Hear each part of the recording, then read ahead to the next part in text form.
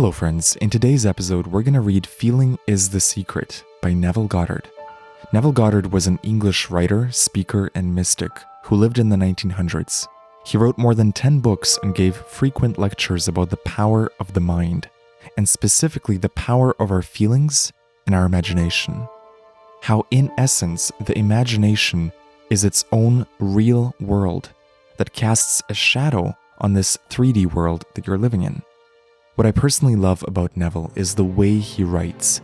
His specific resonance and his unique models of reality are very practical, very direct, and very precise. When you listen to this book, you'll be able to pick up concepts and ideas that you can start applying right away.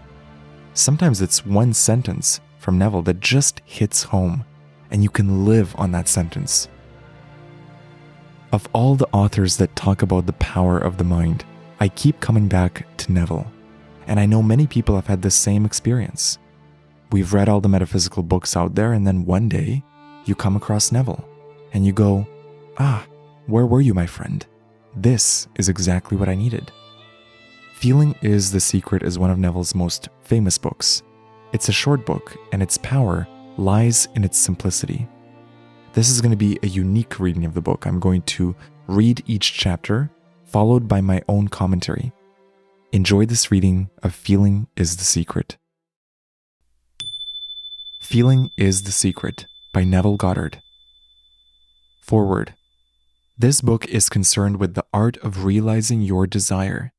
It gives you an account of the mechanism used in the production of the visible world.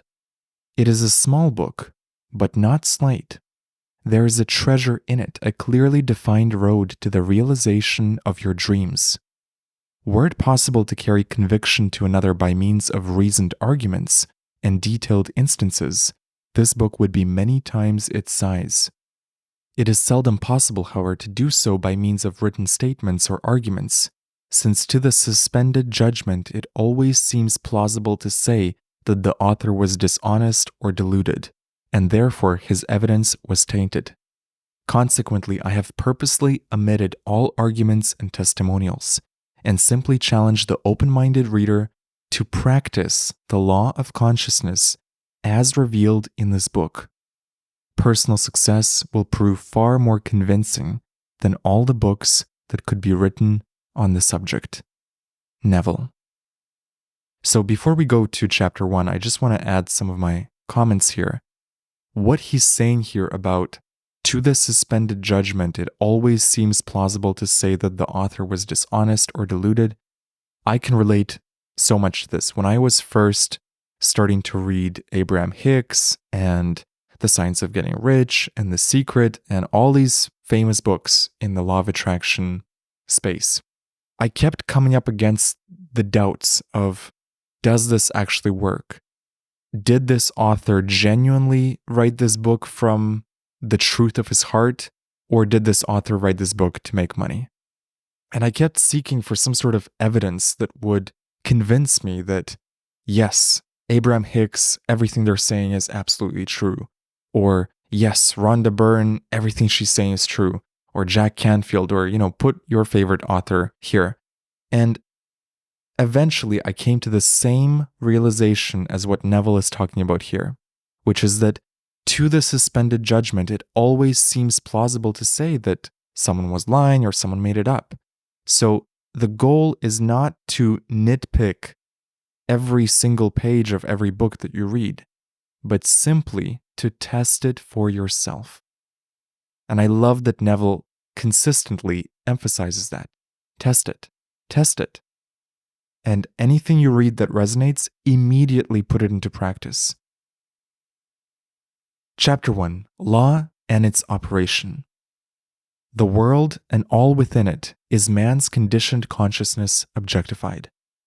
Consciousness is the cause as well as the substance of the entire world. So it is to consciousness that we must turn if we would discover the secret of creation. Knowledge of the law of consciousness and the method of operating this law will enable you to accomplish all you desire in life. Armed with a working knowledge of this law, you can build and maintain an ideal world. Consciousness is the one and only reality, not figuratively, but actually. This reality may, for the sake of clarity, be likened onto a stream which is divided into two parts, the conscious and the subconscious. In order to intelligently operate the law of consciousness, it is necessary to understand the relationship between the conscious and the subconscious. The conscious is personal and selective. The subconscious is impersonal and non-selective. The conscious is the realm of effect. The subconscious is the realm of cause. These two aspects are the male and female divisions of consciousness. The conscious is male, the subconscious is female. The conscious generates ideas and impresses these ideas on the subconscious. The subconscious receives ideas and gives form and expression to them. By this law, first conceiving an idea and then impressing the idea conceived on the subconscious, all things evolve out of consciousness, and without this sequence, there is not anything made that is made.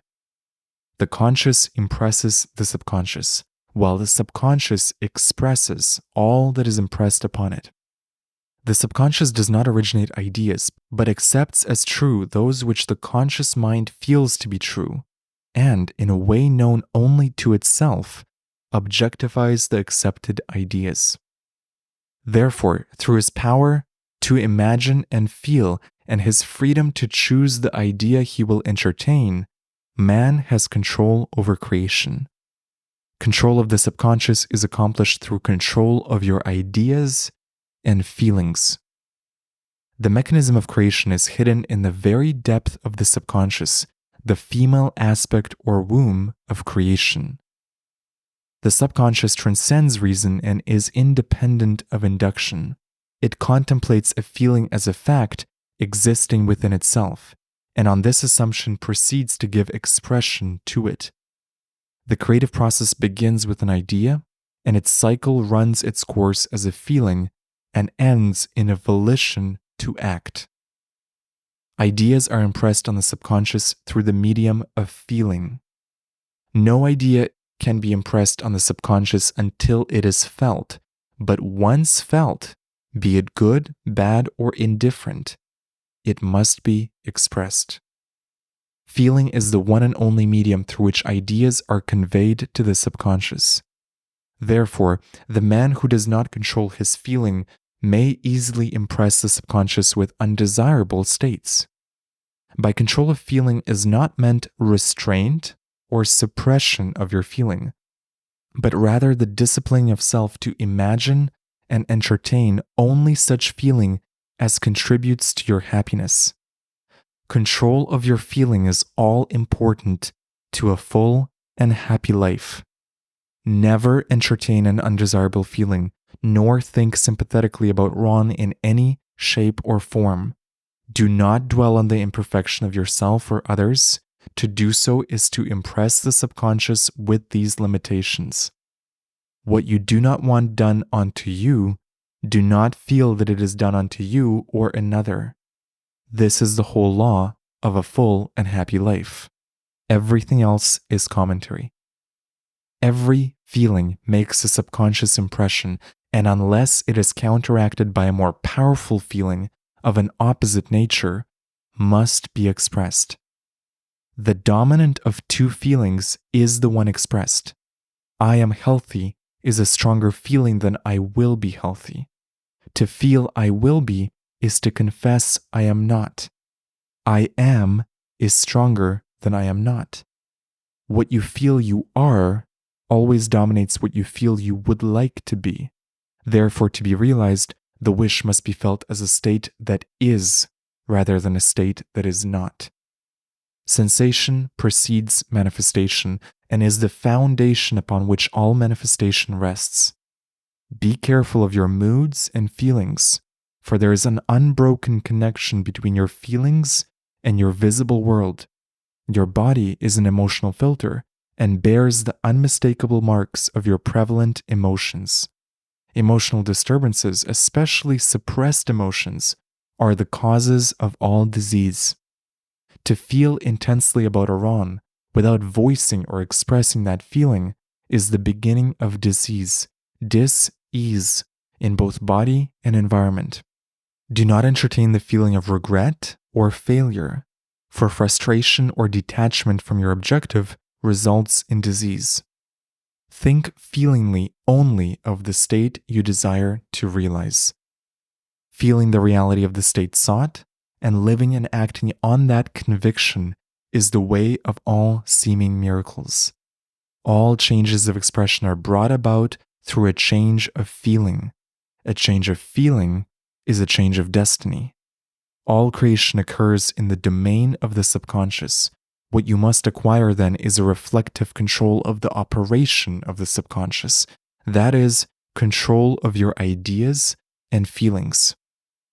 Chance or accident is not responsible for the things that happen to you, nor is predestined fate the author of your fortune or misfortune. Your subconscious impressions determine the conditions of your world. The subconscious is not selective. It is impersonal and no respecter of persons. The subconscious is not concerned with the truth or falsity of your feeling. It always accepts as true that which you feel to be true. Feeling is the assent of the subconscious to the truth of that which is declared to be true. Because of this quality of the subconscious, there is nothing impossible to man. Whatever the mind of man can conceive and feel as true, the subconscious can and must objectify. Your feelings create the pattern from which your world is fashioned, and a change of feeling is a change of pattern. The subconscious never fails to express that which has been impressed upon it. The moment it receives an impression, it begins to work out the ways of its expression. The moment it receives an impression, it begins to work out the ways of its expression. It accepts the feeling impressed upon it, your feeling, as a fact existing within itself, and immediately sets about to produce in the outer or objective world the exact likeness of that feeling. The subconscious never alters the accepted beliefs of man. It outpictures them to the last detail, whether or not they are beneficial. To impress the subconscious with the desirable state, you must assume the feeling that would be yours had you already realized your wish. In defining your objective, you must be concerned only with the objective itself. The manner of expression or the difficulties involved are not to be considered by you. To think feelingly on any state impresses it on the subconscious. Therefore, if you dwell on difficulties, barriers, or delay, the subconscious, by its very non-selective nature, accepts the feeling of difficulties and obstacles as your request and proceeds to produce them in your outer world. The subconscious is the womb of creation. It receives the idea onto itself through the feelings of man. It never changes the idea received, but always gives it form. Hence, the subconscious outpictures the idea in the image and likeness of the feeling received. To feel a state as hopeless or impossible is to impress the subconscious with the idea of failure. Although the subconscious faithfully serves man, it must not be inferred that the relation is that of a servant to a master, as was anciently conceived. The ancient prophets called it the slave and servant of man. St. Paul personified it as a woman and said, "The woman should be subject to man in everything." The subconscious does serve man and faithfully gives form to his feelings. However, the subconscious has a distinct distaste for compulsion and responds to persuasion rather than to command. Consequently, it resembles the beloved wife more than the servant. The husband is head of the wife may not be true of man and woman in their earthly relationship, but it is true of the conscious and the subconscious, or the male and female aspects of consciousness. The mystery to which Paul referred when he wrote, "This is a great mystery. He that loveth his wife loveth himself, and they two shall be one flesh," is simply the mystery of consciousness. Consciousness is really one and undivided, but for creation's sake it appears to be divided into two. The conscious, objective, or male aspect truly is the head and dominates the subconscious, subjective, or female aspect. However, this leadership is not that of the tyrant, but of the lover. So by assuming the feeling that would be yours were you already in possession of your objective, the subconscious is moved to build the exact likeness of your assumption. Your desires are not subconsciously accepted until you assume the feeling of their reality, for only through feeling is an idea subconsciously accepted, and only through this subconscious acceptance is it ever expressed. Your desires are not subconsciously accepted until you assume the feeling of their reality, for only through feeling is an idea subconsciously accepted, and only through this subconscious acceptance is it ever expressed. Guys, this may be the most important paragraph written by Neville. Sorry to interrupt the narration, but you need to hear this again. Your desires are not subconsciously accepted until you assume the feeling of their reality, for only through feeling is an idea subconsciously accepted, and only through this subconscious acceptance is it ever expressed. It is easier to ascribe your feeling to events in the world than to admit that the conditions of the world reflect your feeling. However, it is eternally true that the outside mirrors the inside. As within, so without. As above, so below. As below, so above. As within, so without. As without, so within. Correspondence, the second of the 7 principles of Hermes Trismegistus. A man can receive nothing unless it is given him from heaven, John 3:27. And the kingdom of heaven is within you, Luke 17:21. Nothing comes from without, all things come from within, from the subconscious. It is impossible for you to see other than the contents of your consciousness. Your world in its every detail is your consciousness objectified. Objective states bear witness of subconscious impressions. A change of impression results in a change of expression. The subconscious accepts as true that which you feel as true, and because creation is the result of subconscious impressions, you, by your feeling, determine creation. You are already that which you want to be, and your refusal to believe this is the only reason you do not see it. To seek on the outside for that which you do not feel you are is to seek in vain. For we never find that which we want, we find only that which we are. In short, you express and have only that which you are conscious of being or possessing. To him that hath it is given, Matthew 13:12. Denying the evidence of the senses and appropriating the feeling of the wish fulfilled is the way to the realization of your desire. Mastery of self-control of your thoughts and feelings is your highest achievement. Mastery of self-control of your thoughts and feelings is your highest achievement. However, until perfect self-control is attained, so that in spite of appearances you feel all that you want to feel, use sleep and prayer to aid you in realizing your desired states. These are the 2 gateways into the subconscious. So that's it for chapter 1. Before we go to chapter 2, I'm going to just do a little bit of commentary. This chapter is glorious. There's so much beautiful things here. The conscious impresses the subconscious while the subconscious expresses all that is impressed upon it. You know, in the spiritual circles, it's kind of funny. Sometimes we talk about, oh, I felt this thing in my subconscious, or, oh, I'm doing shadow work and I'm going deep into my subconscious. But the whole point is that you're only conscious of your conscious state. So the goal is not to go into your subconscious and start rearranging the furniture there. The goal, the only goal here, according to Neville, is to work on your consciousness. Use your conscious mind to impress the feeling like a stamp, like a mold into hot wax. You impress the feeling, and the subconscious will receive it automatically. This is not something you have to try. You do it every day.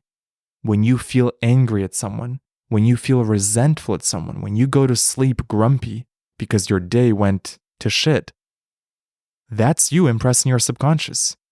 You're not doing any technique, but you're doing something better than a technique. You're feeling it. You're feeling the way you're feeling, and that impression goes directly to your subconscious. So this is why Neville says, mastery of self-control of your thoughts and feeling is your highest achievement. You want to master your thoughts and feeling consciously, not to try and go into your subconscious and try to dig stuff out there.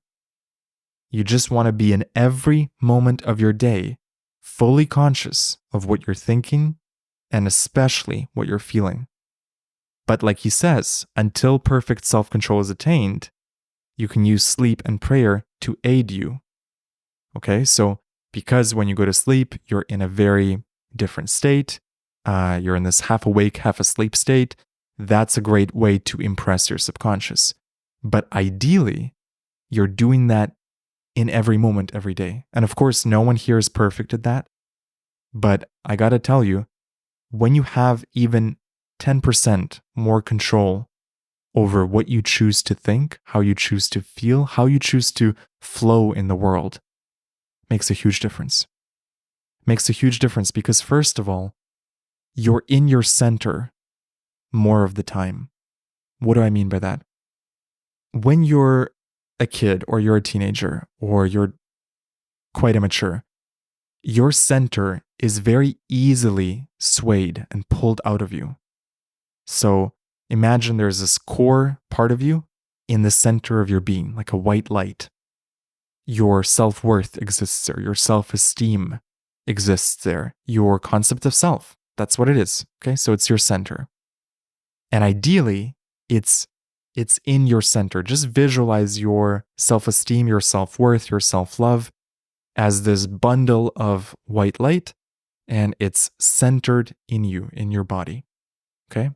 Now, someone comes along and says something mean to you. They say, your face is ugly. Okay? Now, if you're a kid or a teenager, and I don't mean to pick on teenagers here, but just if you're not as mature yet, you will be affected by that comment. Someone saying something mean to you, instantly your center is pulled out of you, like a rug pulled underneath you.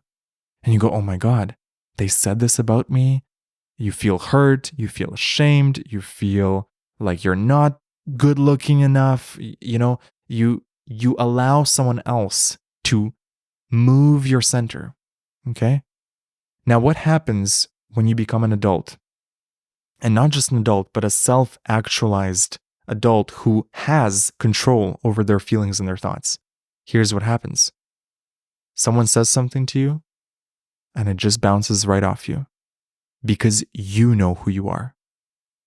You know your self-worth. You know what you're worth. You know yourself so deeply that some random stranger or even some family member saying something to you, you don't give it any extra weight than what it's worth.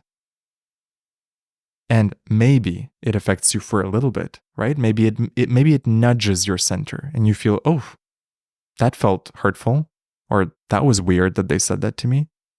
But very quickly, because you have control over your thoughts and feelings and you're conscious about it, you bring yourself back to the center. You bring yourself back to that feeling of, I know who I am. I know what I'm worth.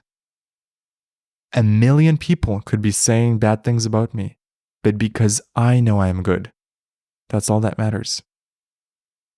And this is the relationship between you and you. This is the number one thing. This is why everyone talks about self-concept and how important it is. Self-concept, a positive self-concept, is what allows you to surf life amidst all its chaos and all the weird people out there. There's a lot of beautiful people out there, but there's also lots of mixed energies. Let's put it that way. If you have a very good center, a firm center, you can move through life, and it doesn't matter what someone says or someone does or someone doesn't say or doesn't do. you can hold on to your core and you can move through the world with confidence, with grace. So, tying this back to Neville, this is where control of thoughts and feelings is your highest achievement because it allows you to maintain your center.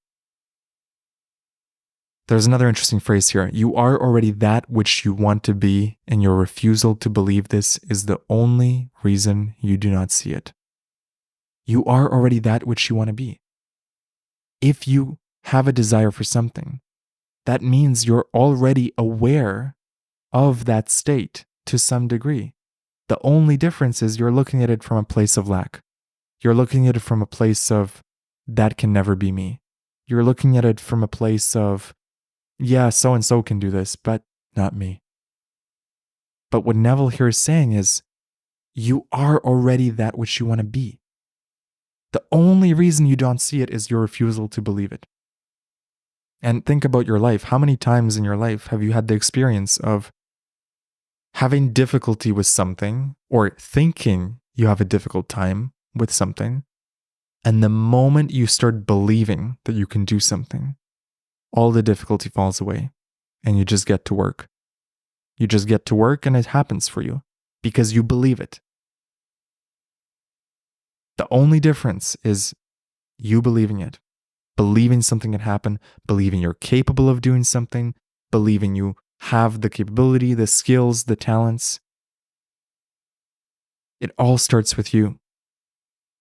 It all starts with you. There's no one out there that can come into your life and say, you are confident, and then suddenly you become confident. It has to start from the inside out.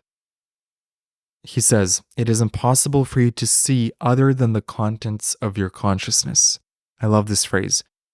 It is impossible for you to see other than the contents of your consciousness, meaning you live in a bubble.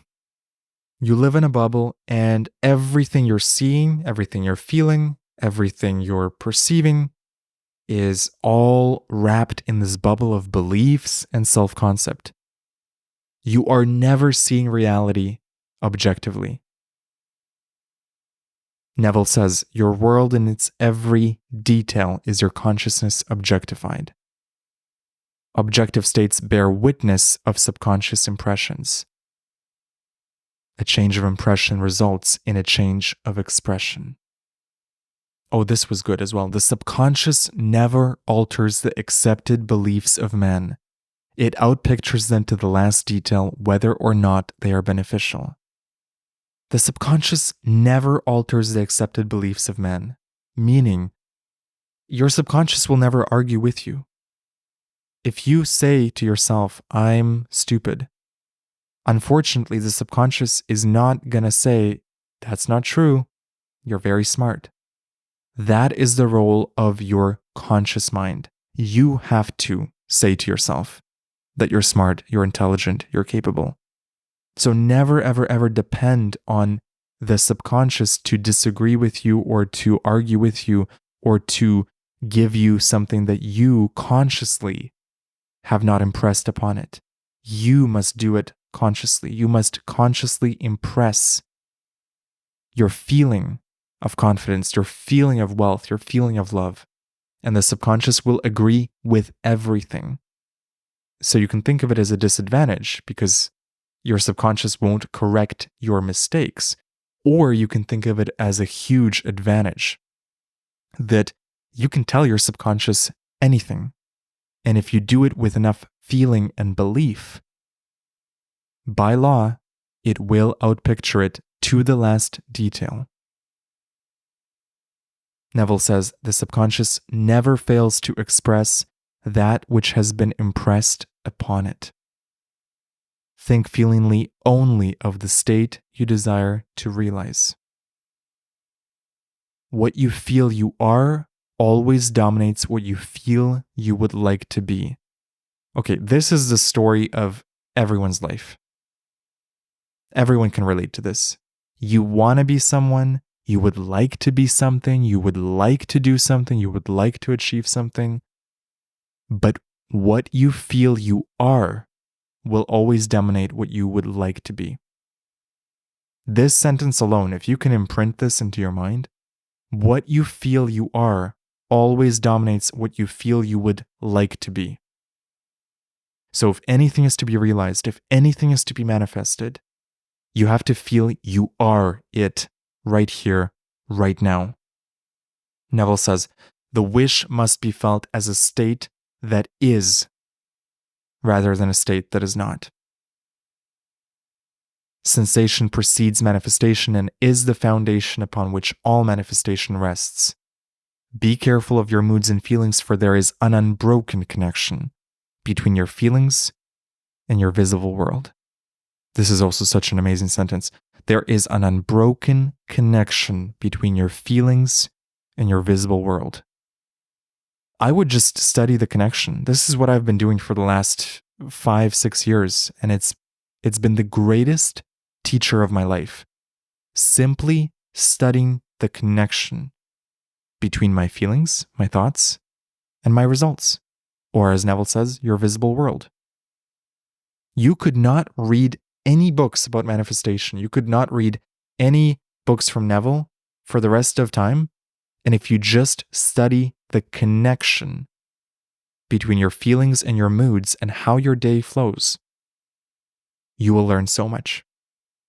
You will learn so much. First, you will learn that if you wake up grumpy and if you don't do something about that, you're not going to have a great day. Ever.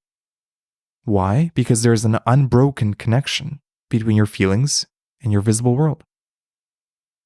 And this is something that you have to cultivate every day, every moment of every day, until it becomes easy, until it becomes habitual. At some point, it becomes a habit, and then you don't have to vigilantly guard your mind because your mind has been trained to think a certain way, to feel a certain way. It's all training, it's all habit. But in the beginning, yes, it takes a lot of work, a lot of effort. So lean into that. Don't shy away from this work. This is the most important work you could be doing for your mind. Neville says, every feeling makes a subconscious impression, and unless it is counteracted by a more powerful feeling of an opposite nature, it must be expressed. So the metaphor I'm thinking here is magnets. Imagine you have 100 magnets. 50 of them are pulling you in one direction, 50 of them are pulling you in another direction. If you can just get 51 magnets pointing in the direction you want, you've already won the game. Okay? You just need the majority, the dominant impression to be pointed in one direction. Let me repeat Neville. Every feeling makes a subconscious impression, and unless it is counteracted by a more powerful feeling of an opposite nature, okay, it must be expressed.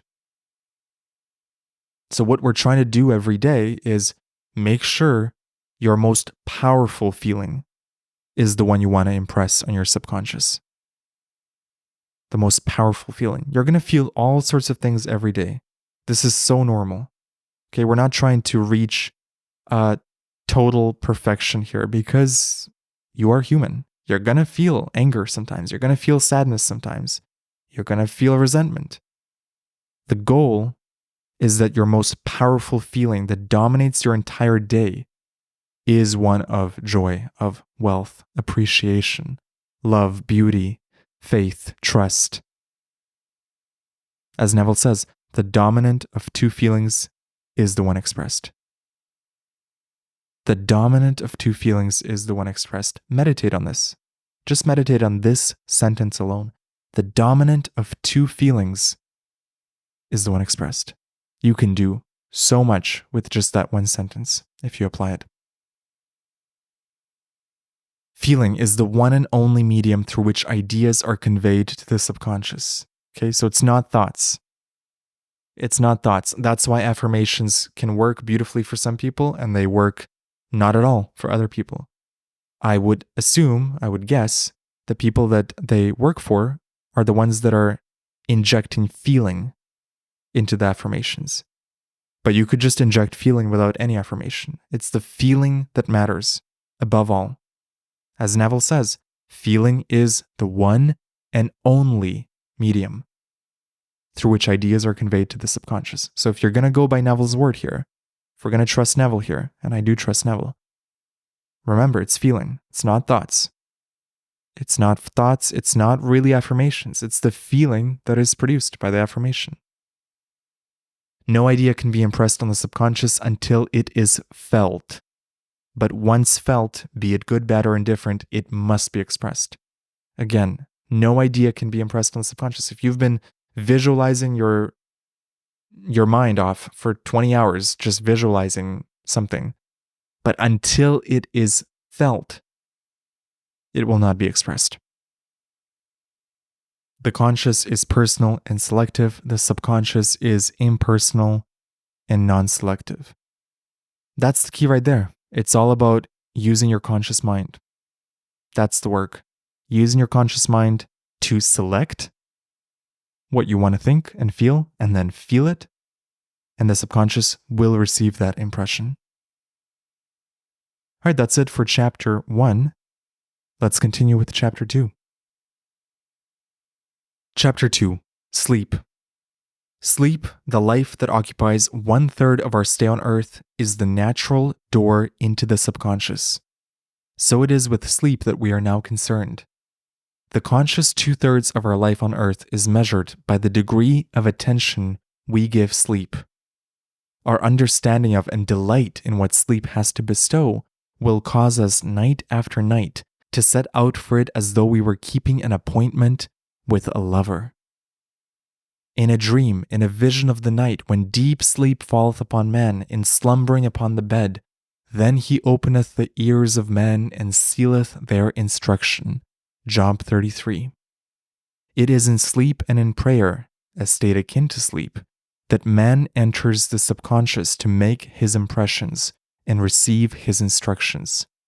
In these states, the conscious and subconscious are creatively joined. The male and female become one flesh. Sleep is the time when the male or conscious mind churns from the world of sense to seek its lover or subconscious self. The subconscious, unlike the woman of the world who marries her husband to change him, has no desire to change the conscious, waking state, but loves it as it is and faithfully reproduces its likeness in the outer world of form. The conditions and events of your life are your children, formed from the molds of your subconscious impressions in sleep. They are made in the image and likeness of your innermost feeling, that they may reveal you to yourself. As in heaven, so on earth. Matthew 6:10. As in the subconscious, so on earth. Whatever you have in consciousness as you go to sleep is the measure of your expression in the waking 2/3 of your life on earth. Let me read that again. Whatever you have in consciousness as you go to sleep is the measure of your expression in the waking 2/3 of your life on earth. Nothing stops you from realizing your objective save your failure to feel that you are already that which you wish to be, or that you are already in possession of the thing sought. Your subconscious gives form to your desires only when you feel your wish fulfilled. The unconsciousness of sleep is the normal state of the subconscious, because all things come from within yourself, and your conception of yourself determines that which comes. You should always feel the wish fulfilled before you drop off to sleep. You never draw out of the deep of yourself that which you want. You always draw that which you are, and you are that which you feel yourself to be, as well as that which you feel is true of others. You never draw out of the deep of yourself that which you want. You always draw that which you are, and you are that which you feel yourself to be, as well as that which you feel as true of others. To be realized, then, the wish must be resolved into the feeling of being, or having, or witnessing the state sought. This is accomplished by assuming the feeling of the wish fulfilled. The feeling which comes in response to the question, how would I feel were my wish realized, is the feeling which should monopolize and immobilize your attention as you relax into sleep. You must be in the consciousness of being or having that which you want to be or to have before you drop off to sleep. Once asleep, man has no freedom of choice. His entire slumber is dominated by his last waking concept of self.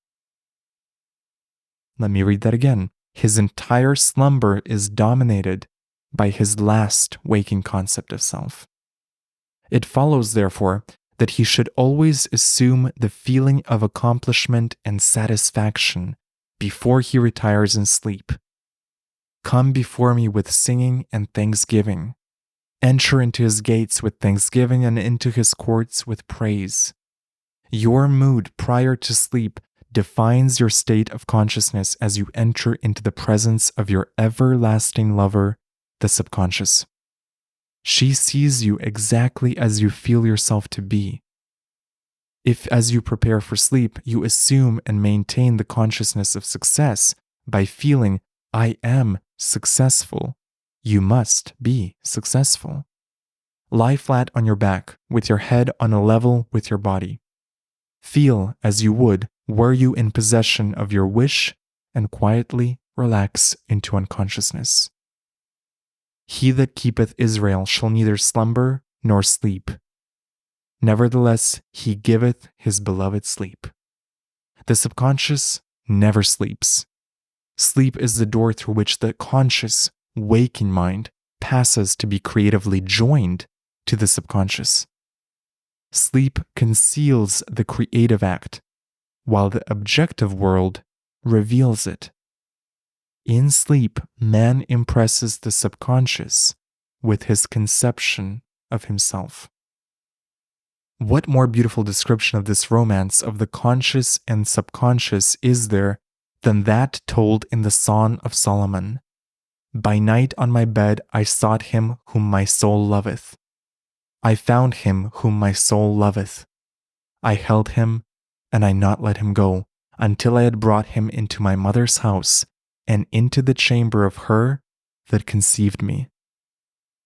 Preparing to sleep, you feel yourself into the state of the answered wish, and then relax into unconsciousness. Your realized wish is he whom you seek.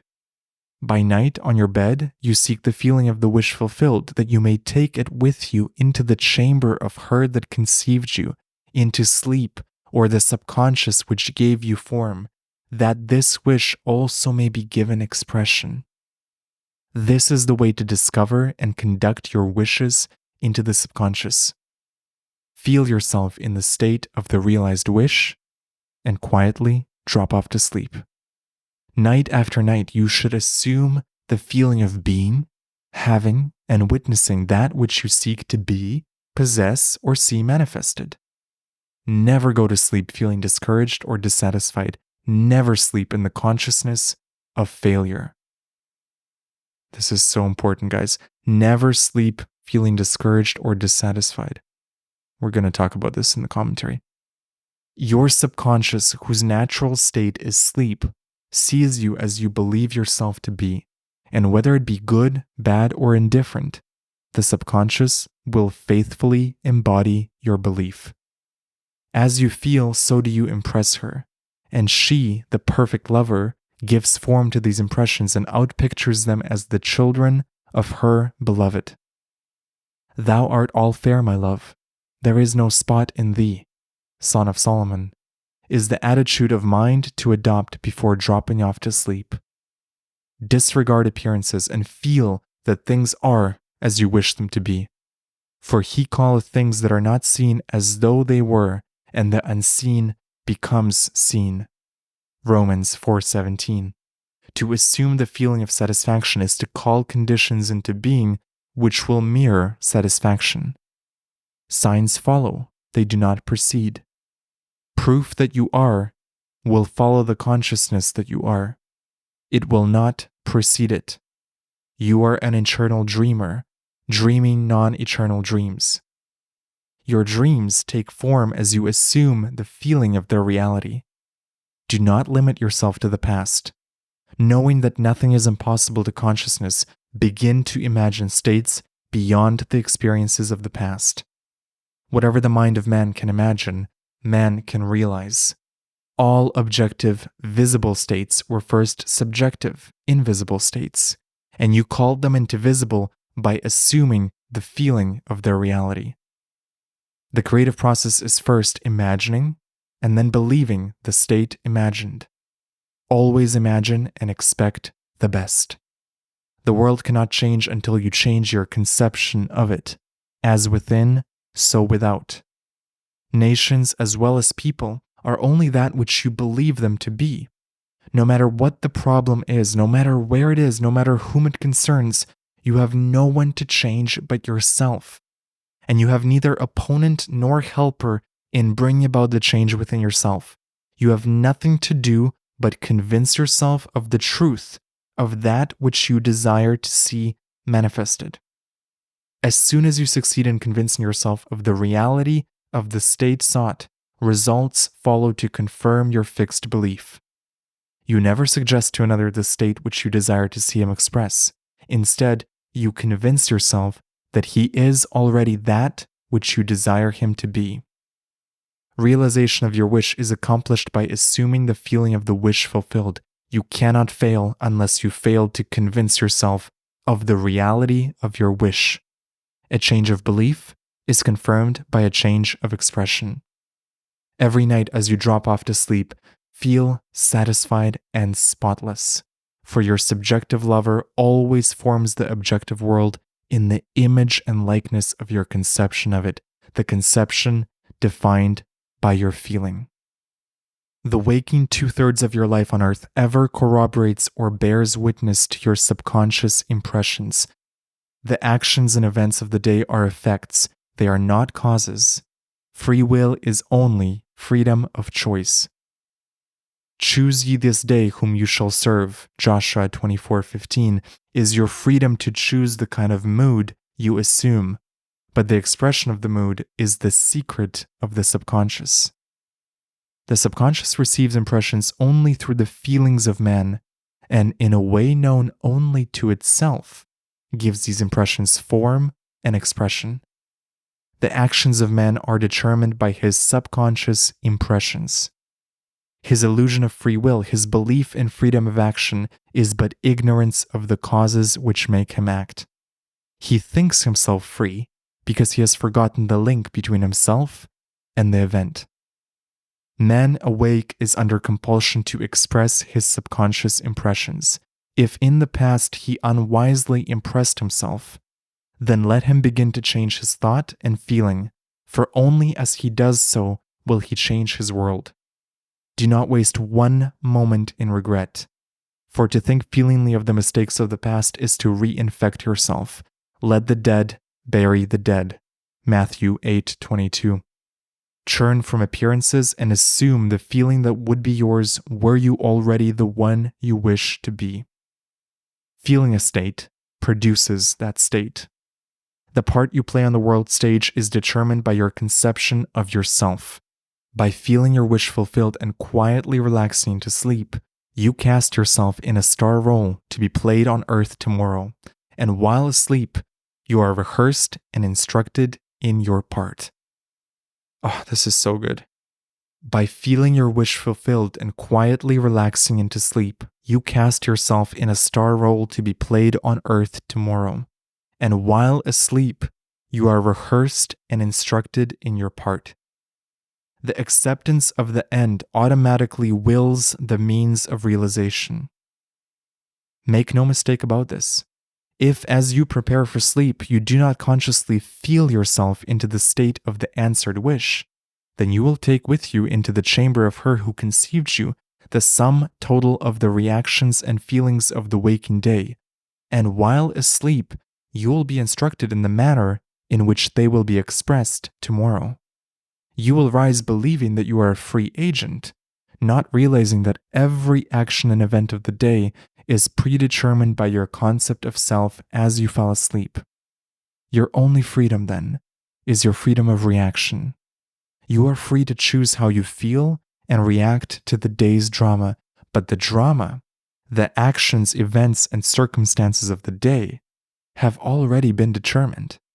Unless you consciously and purposely define your attitude of mind with which you go to sleep, you unconsciously go to sleep in the composite attitude of mind made up of all feelings and reactions of the day.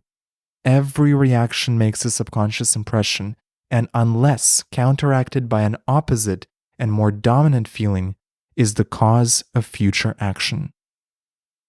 Ideas enveloped in feeling are creative actions. Use your divine right wisely. Through your ability to think and feel, you have dominion over all creation. While you are awake, you are a gardener selecting seed for your garden. But except a corn of wheat fall into the ground and die, it abideth alone. But if it die, it bringeth forth much fruit. John 12:24. Your conception of yourself as you fall asleep is the seed you drop into the ground of the subconscious. Dropping off to sleep feeling satisfied and happy compels conditions and events to appear in your world which confirm these attitudes of mind. Sleep is the door into heaven. What you take in as a feeling, you bring out as a condition, action, or object in space. So sleep in the feeling of the wish fulfilled. That was chapter 2 of Feeling is the Secret. Wow, this one, I forgot what an amazing chapter this was. There is so much value here, and so many little nuggets of wisdom that are easy to miss the first time you read this. He says, whatever you have in consciousness as you go to sleep is the measure of your expression in the waking 2/3 of your life on earth. Whatever you have in consciousness as you go to sleep, meaning the feeling you fall asleep in, dictates the waking 2/3 of your life. Now, I don't know if this is exactly true. It feels true to me if we go by it as absolute truth. What Neville is saying here is the feeling you fall asleep in dictates basically your entire life. So if you fall asleep feeling like a failure, feeling like a loser, feeling regret, thinking about something that happened 5 years ago, thinking about something that you said to someone that made you look dumb, you're taking all of that into your subconscious and you're impressing. You're stamping your subconscious with feelings of failure, feelings of being a loser, feelings of being broke, feelings of dissatisfaction, feelings of anger, feelings of resentment. This is why he recommends in this chapter, above all, choose the feeling you fall asleep in. Make it a priority to fall asleep in the feeling of satisfaction, in the feeling of success. In my course, Unlock God Mode, I talk about this a lot, that it's so easy to just fall asleep in the feeling of success. You don't even have to imagine a specific visualization or a specific scene. You don't have to loop anything. You just trigger the feeling of success. What would it feel like if my whole day was a beautiful success? What would it feel like if I had accomplished every single thing I wanted to accomplish this year? And you just tap into that feeling of success. And what I love about it is it's so general. There's no counteracting force. You know, sometimes when, let's say you wish for $1 million, your conscious mind is going to go, but you don't have it. I want $1 million, but I don't have it. Oh, but I am a millionaire. And then there's a little voice, but you're not. However, if you just cultivate the feeling of success, because every single person listening to this has had moments of success. Every single person. No matter where you are now or what you're doing, you've had moments of success. Even today, there was probably something you did today that was successful. You listening to this audio, that's a success. You're educating yourself. Okay, so every single person listening to this can tap into a very general, non-specific feeling of success. And if you can discipline yourself, because it does take a little bit of discipline, as you fall asleep in that feeling. You don't ruminate about your day. You don't ruminate about what someone did to you or what you did to someone 10 years ago. You discipline your mind to feel success, feel wealth, feel love, feel gratitude, feel satisfaction, feel relief. That's another great feeling. Relief, because relief implies that something good has happened. Imagine you have a big bill that you have to pay and you have no money, and then someone sends you an extra $1,000. And you feel relief. Okay? So if you generate a feeling of relief for no reason at all, but you just feel relief, it subconsciously impresses you, or I should say, it consciously impresses your subconscious that something good has happened because you're feeling relief. So try that out. Let me read some of the other quotes from Neville here. Proof that you are will follow the consciousness that you are. It will not precede it. This is the big one, guys. Proof that you are will follow the consciousness that you are. Let's say you want to be valuable, you want to feel worthy, okay? And you look to the external world for proof of your worthiness. But this is the exact opposite of what Neville is saying. Neville is saying, proof that you are worthy will follow the consciousness that you are worthy. Sometimes it's helpful with these phrases to insert a feeling, okay? Proof that you are rich will follow the consciousness that you are rich. Proof that you are confident will follow the consciousness that you are confident. Proof that you are talented at a specific skill will follow the consciousness that you are talented. Proof that you are an amazing lover will follow the consciousness that you are. You have to cultivate it inside first. It will not precede it. And I love this sentence from Neville. No matter what the problem is, no matter where it is, no matter whom it concerns, you have no one to change but yourself, and you have neither opponent nor helper in bringing about the change within yourself. This is really important, guys. You have neither opponent nor helper. You don't have a helper here. This is important. No one is coming to save you. No one is coming to save you. Even if you're the best manifester and you manifest the most incredible partner in your life, that partner is not going to save you from anything. As Neville says here, you have neither opponent nor helper. You don't have opponents. There's no force opposing you, but neither do you have a helper. It's all you. It's all your consciousness. And this should be liberating for you. This shouldn't be a sad fact or something to make you depressed. You have neither opponent nor helper. You have no one to change but yourself. Meaning, you don't have to depend on anyone. You don't have to wait for your lover to come into your life to change your life. You don't have to wait for a teacher or a mentor or for some knight in shining armor to come into your life.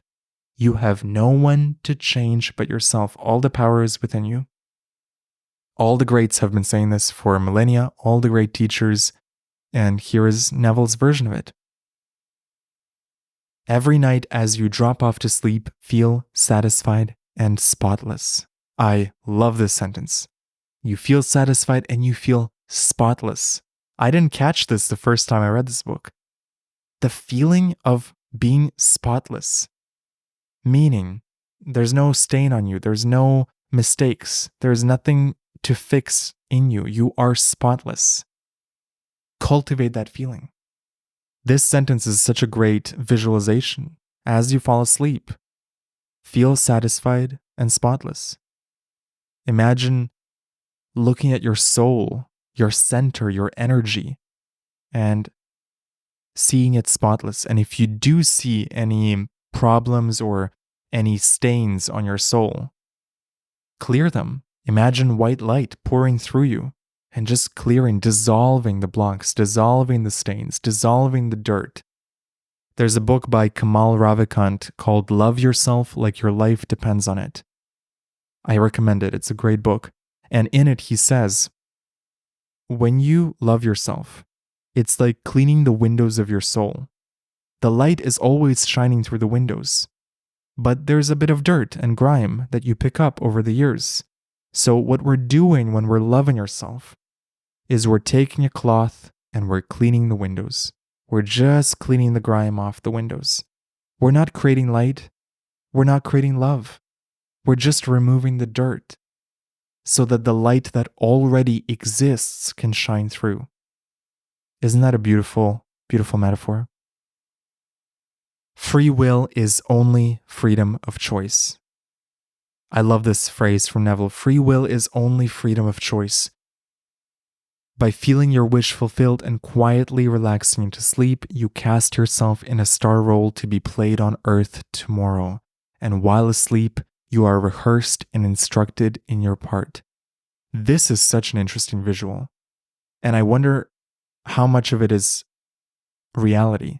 That when we fall asleep, they say that our astral body disconnects from the physical body, still attached by a tether, but our astral body basically floats off into the astral realm and has adventures and experiences and basically has another school.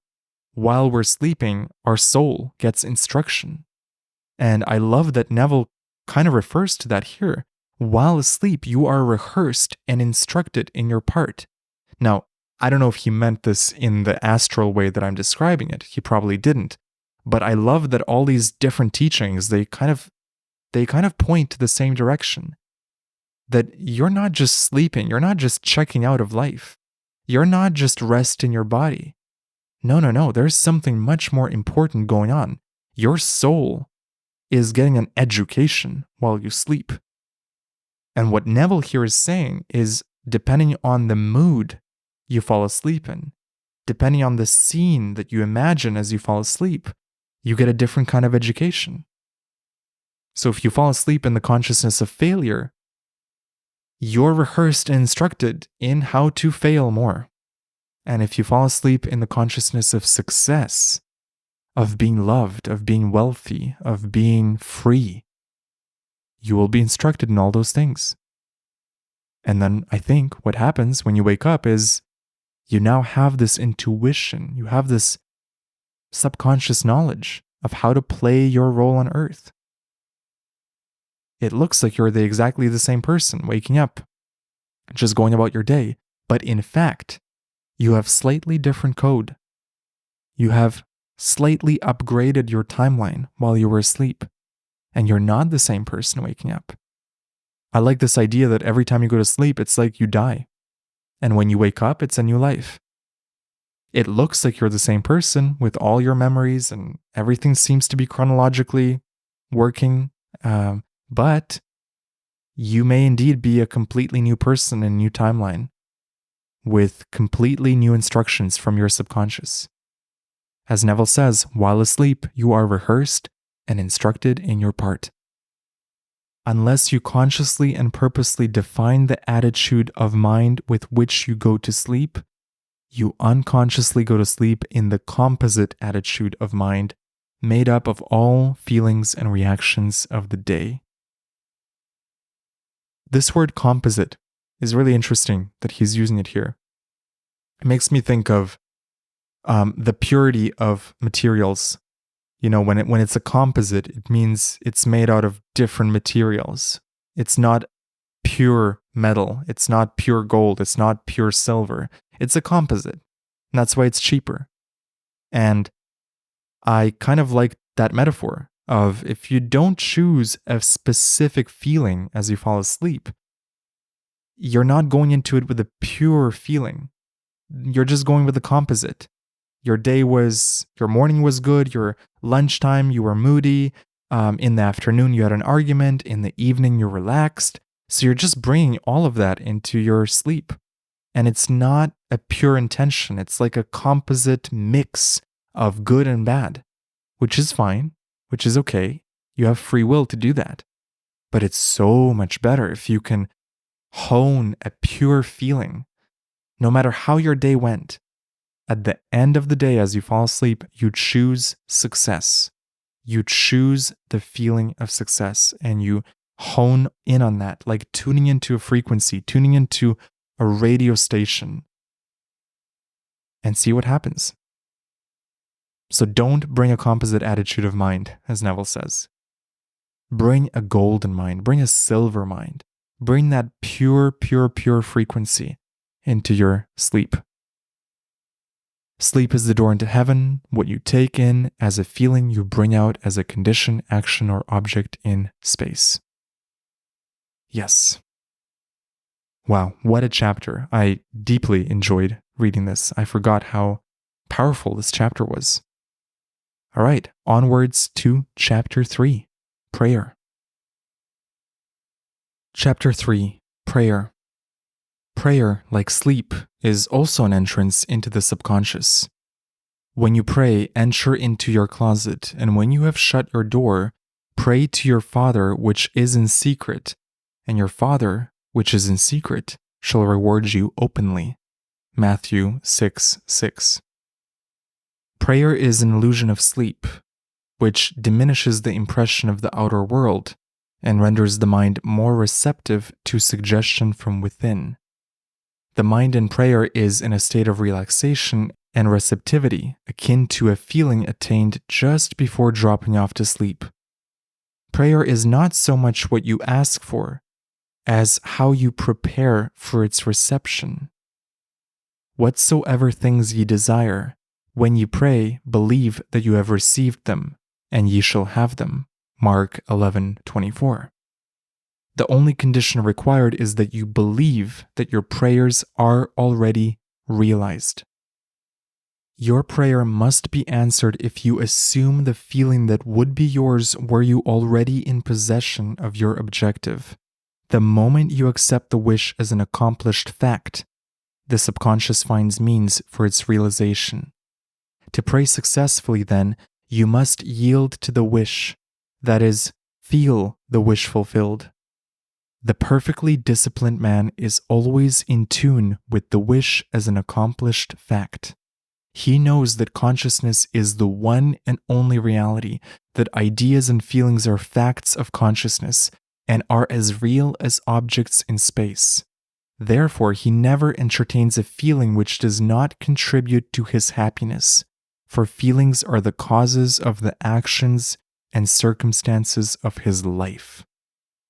On the other hand, the undisciplined man finds it difficult to believe that which is denied by the senses, and usually accepts or rejects solely on appearances of the senses. Because of this tendency to rely on the evidence of the senses, it is necessary to shut them out before starting to pray, before attempting to feel that which they deny. Whenever you are in the state of mind, I should like to, but I cannot, the harder you try, the less you are able to yield to the wish.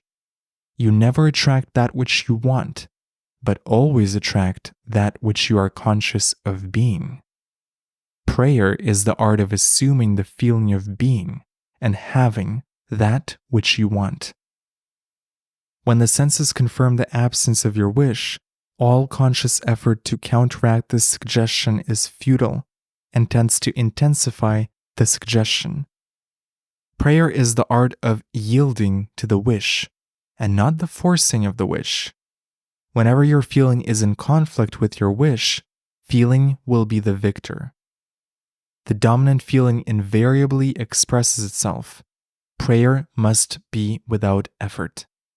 In attempting to fix an attitude of mind which is denied by the senses, effort is fatal. To yield successfully to the wish as an accomplished fact, you must create a passive state, a kind of reverie or meditative reflection similar to the feeling which precedes sleep. In such a relaxed state, the mind is turned from the objective world and easily senses the reality of a subjective state. It is a state in which you are conscious and quite able to move or open your eyes, but have no desire to do so. An easy way to create this passive state is to relax in a comfortable chair or on a bed. If on a bed, lie flat on your back with your head on level with your body, close the eyes, and imagine that you are sleepy. Feel, I am sleepy, so very sleepy. In a little while, a faraway feeling accompanied by a general lassitude and loss of all desire to move envelops you. You feel a pleasant, comfortable rest, and not inclined to alter your position, although under other circumstances you would not be at all comfortable. When this passive state is reached, imagine that you have realized your wish. Not how it was realized, but simply the wish fulfilled. Imagine, in picture form, what you desire to achieve in life. Then feel yourself as having already achieved it. Thoughts produce tiny little speech movements which may be heard in the passive state of prayer as pronouncements from without. However, this degree of passivity is not essential to the realization of your prayers. All that is necessary is to create a passive state and feel the wish fulfilled. All you can possibly need or desire is already yours. You need no helper to give it to you. It is yours now. Call your desires into being by imagining and feeling your wish fulfilled. As the end is accepted, you become totally indifferent as to possible failure, for acceptance of the end wills the means to that end. When you emerge from the moment of prayer, it is as though you were shown the happy and successful end of a play, although you were not shown how that end was achieved. However, having witnessed the end, regardless of any anticlimactic sequence, you remain calm and secure in the knowledge that the end has been perfectly defined. Wow, what a way to end Chapter 3 of Feeling is the Secret by Neville Goddard. There's a lot of wisdom in this chapter. Let me read to you some of my highlights. Prayer is not so much what you ask for as how you prepare for its reception. What a beautiful line this is. It's not what you ask for, it's how you prepare for its reception. If you're asking for money, are you prepared to receive it? If you're asking for love, are you prepared to receive a partner? If you're asking for health, are you living a lifestyle that is in preparation for receiving that health? So when you pray for something, go to its reception and ask yourself, is my life truly aligned to receive this? I remember there was an interesting example in Rhonda Byrne's The Secret, where she was talking about how if you want a partner, you should clear half your closet. Because if a partner was to move into your apartment or your house, they need closet space for their things. So you make that space. You prepare for the reception of your dream. There's a lot of stories about Oscar winners practicing their Oscar speech even before they were nominated for anything, even before they were an actor. But they're already preparing for the reception of that dream. With money, you can apply this in so many ways. Instead of just thinking about getting money, why don't you study finance a little bit? Why don't you study investing? Say tomorrow I gave you $1 million. Do you know where you're going to invest it? Do you know how much of it is going to go towards property? How much of it is going to go towards stocks? Do you know how much of it you'll invest in yourself, in your own education and growth? Sometimes people ask for money, but they haven't even thought about how exactly they're going to use that money. They may know one or two things they want to buy, but actually being wealthy and imagining yourself, this is my portfolio of investments, this is my portfolio of real estate, this is my crypto portfolio. I mean, you have to think of your dream as if it's already in your life, and all you're doing right now is preparing for its reception. Now, that doesn't mean you go out and buy a bunch of stocks right now, but it means you mentally prepare yourself. Neville says, the perfectly disciplined man is always in tune with the wish as an accomplished fact. Just this sentence alone, I mean, you can live on this sentence. The perfectly disciplined man is always in tune with the wish as an accomplished fact, meaning You want to walk through the world, and every time you think of a wish, you already know it's done. There is a certainty in your step. There's a certainty in your walk. There's a faith and trust that moves through you with every step you take, knowing that your desires are done and that you're just moving through time and space to get to them. There's a great quote from Kat Norton, who runs the Miss Excel brand, and she said, "I'm already a billionaire. I'm just moving through timelines to get there. I'm just moving through different timelines to get there, and I'm going through the fastest timelines." She also says, "Be 10 steps energetically ahead of where you currently are." So don't live in the now, surrounded by what you've already manifested, but be 10 steps ahead. Imagine you already have the lover, the money, the house, the career, the travel, the opportunities, the resources, the friends, the love.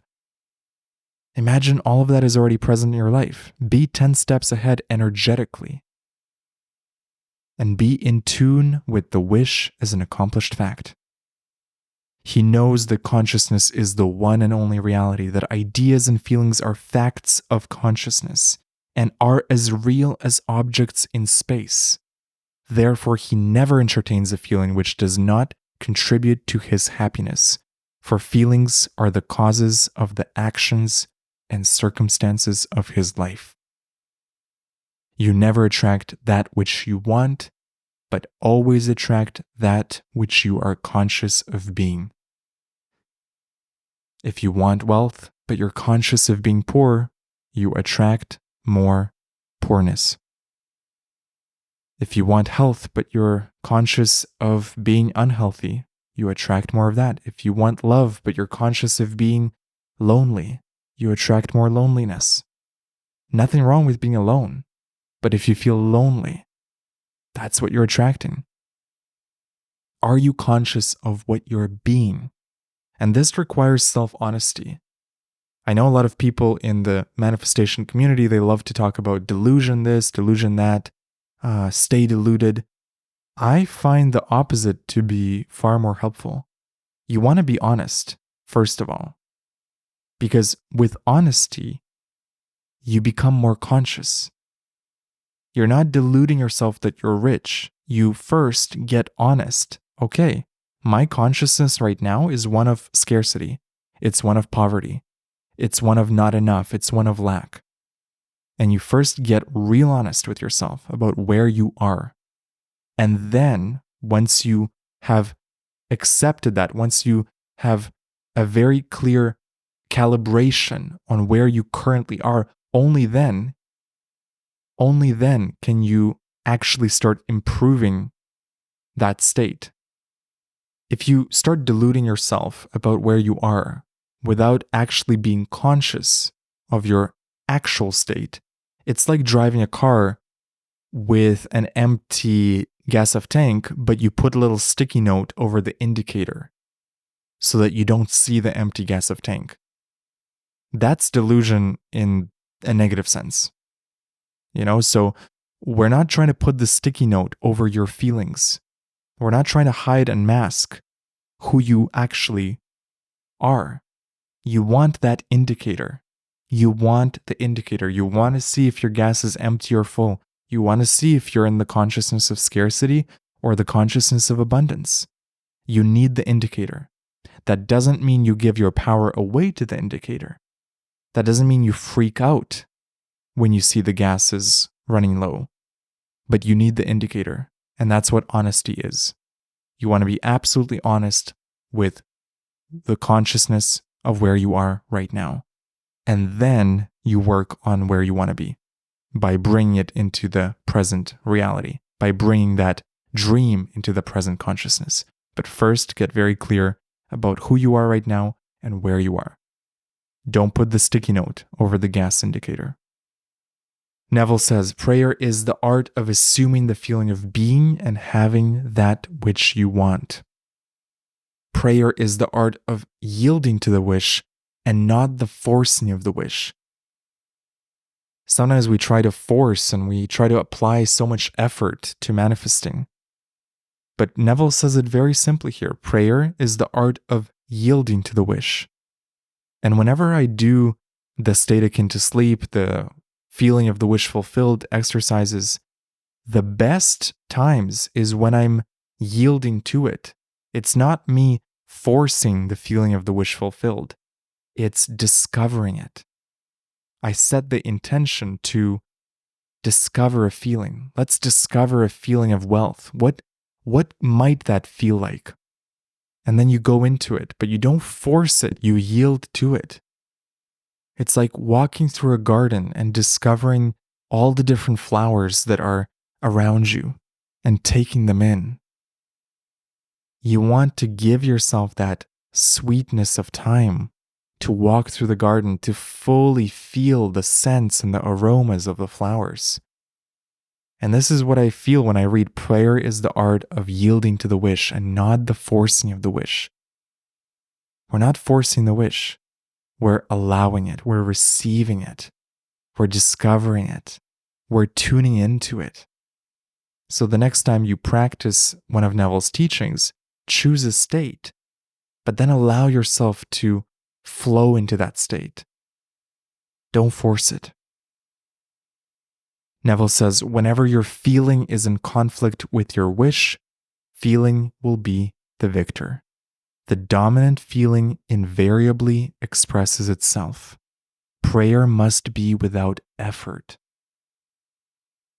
Prayer must be without effort. I love that. So much wisdom in this chapter. To yield successfully to the wish is an accomplished fact. You must create a passive state, a kind of reverie or meditative reflection. When this passive state is reached, imagine that you have realized your wish, not how it was realized, but simply the wish fulfilled. Imagine in picture form what you desire to achieve in life, then feel yourself as having already achieved it. Yes, first you choose the state. What do you desire?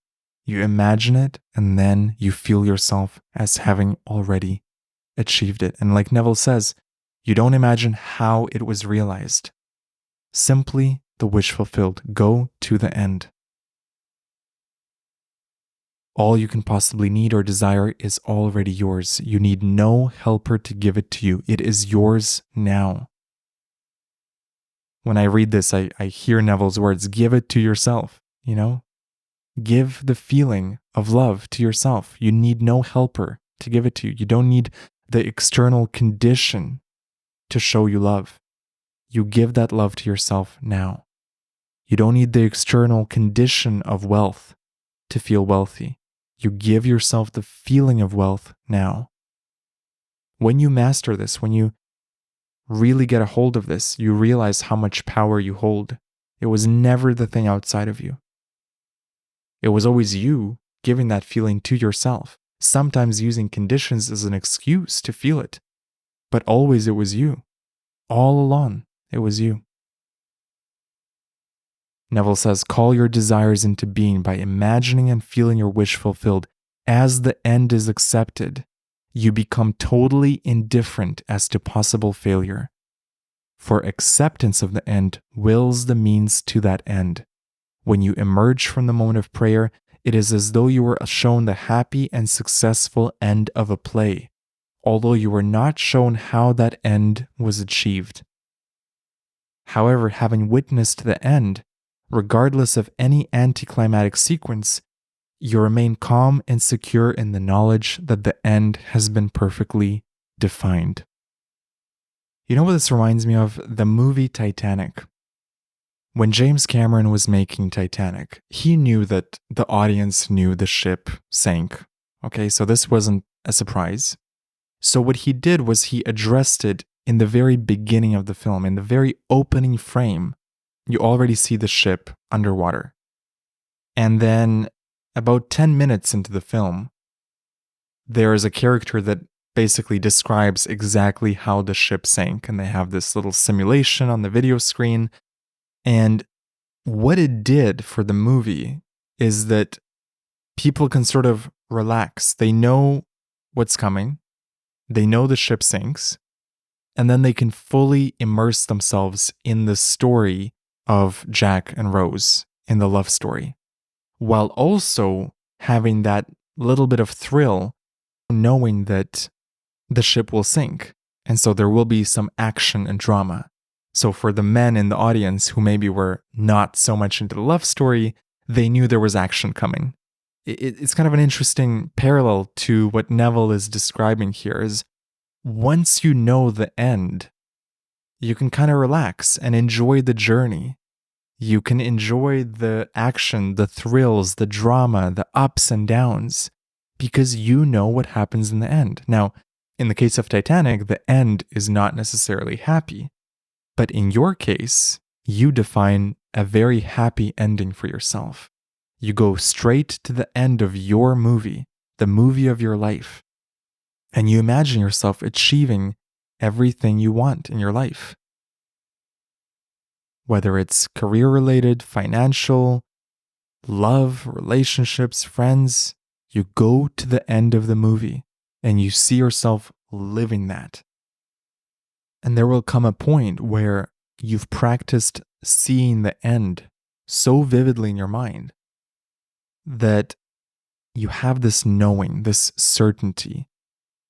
You know what will happen at the end of the movie of your life. And you trust and you have faith and you hold the end in mind. You keep holding that vision of the end in your mind as you move through the movie of your life. And so whatever chaos happens in your life, whatever bridge of incidents you're being led upon, you remain calm and secure in the knowledge that the end has been perfectly defined. As Neville says, having witnessed the end, regardless of any anticlimactic sequence, you remain calm and secure in the knowledge that the end has been perfectly defined. What a beautiful chapter.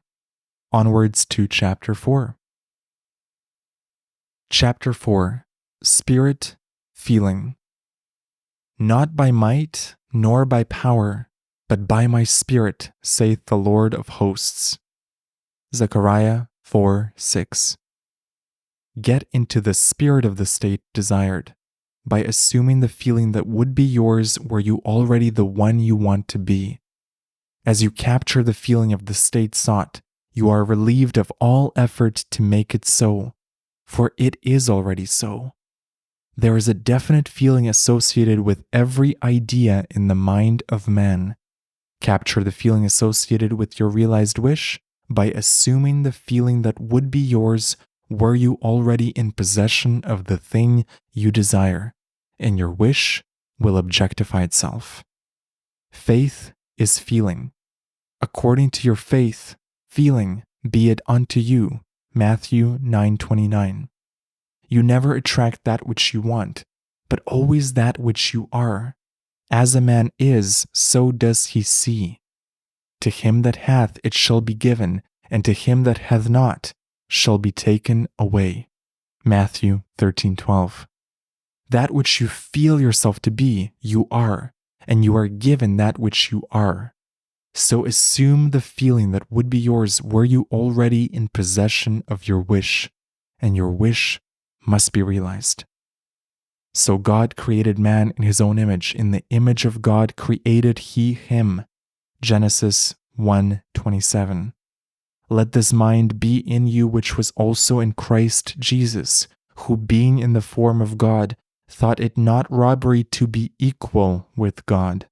Philippians 2:5-6. You are that which you believe yourself to be.